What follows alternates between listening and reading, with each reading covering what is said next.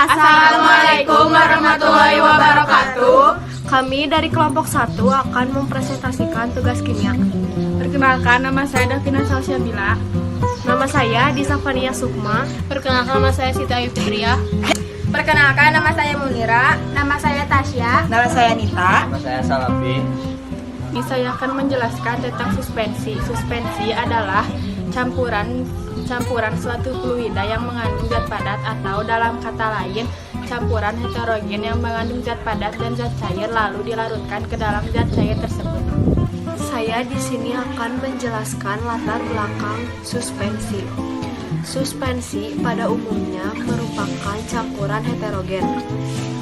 Suspensi merupakan sistem dispersi yang tidak stabil.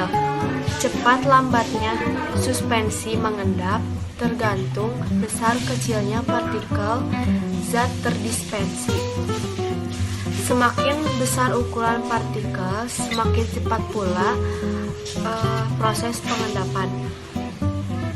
Untuk memisahkan suspensi yang berukuran besar dapat dilakukan dengan filtrasi.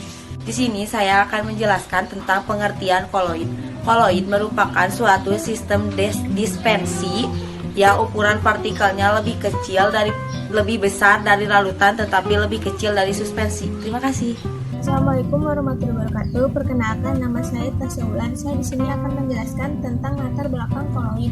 Nah, sistem koloid merupakan suatu bentuk campuran dua atau lebih zat yang bersifat homogen, namun memiliki partikel terdispersi yang cukup besar, 1 sampai 1,5, sehingga terkena efek Tidal. Bersifat homogen berarti tidak terpengaruh oleh gaya gravitasi atau gaya apapun yang dikenakan kepadanya, sehingga tidak terjadi pengendapan. Misalnya, sifat homogen ini juga dimiliki oleh ranutan, namun tidak dimiliki oleh campuran biasa. Koloid mudah dijumpai di mana-mana: susu, agar-agar, sampo, tinta, serta awan merupakan contoh-contoh koloid yang mudah dijumpai di kehidupan sehari-hari. Nah, sitoplasma dalam sel merupakan sistem koloid. Nah, itulah latar belakang dari koloid. Sekian dari saya. Wassalamualaikum warahmatullahi wabarakatuh. Di sini saya akan menjelaskan tentang efek Tyndall. Efek Tyndall adalah gejala penghamburan berkas sinar cahaya oleh partikel-partikel koloid. Hal ini disebabkan karena ukuran molekul koloid yang cukup besar. Efek Tyndall ditemukan oleh John Tyndall 1820 sampai 1893, seorang ahli fisika Inggris. Assalamualaikum warahmatullahi wabarakatuh. Saya di sini akan menjelaskan tentang pengertian gerak Brown.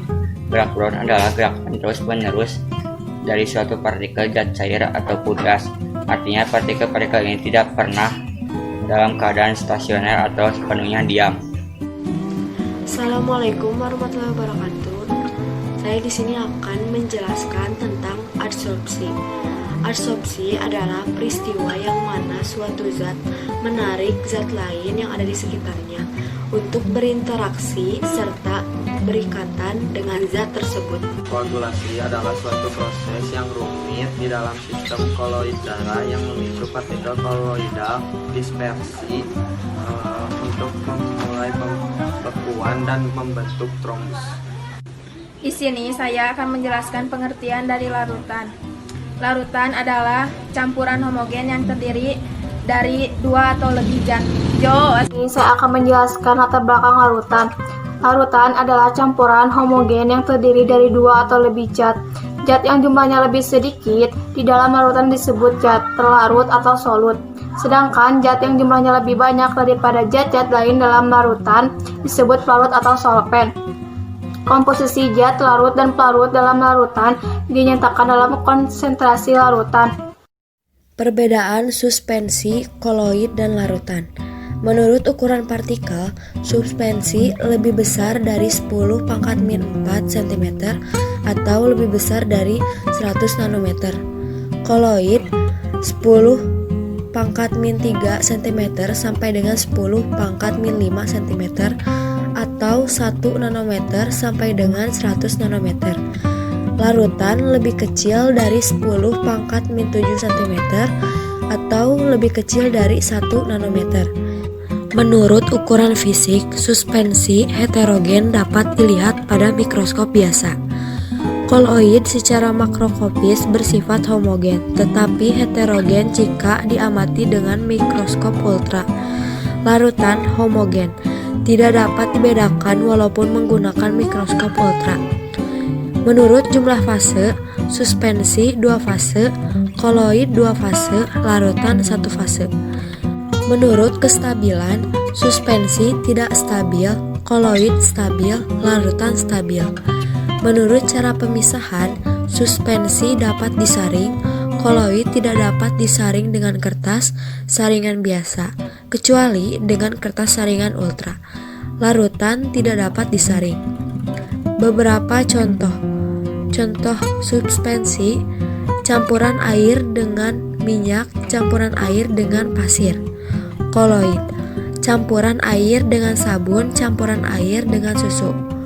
Larutan: campuran air dengan gula, campuran air dengan cuka.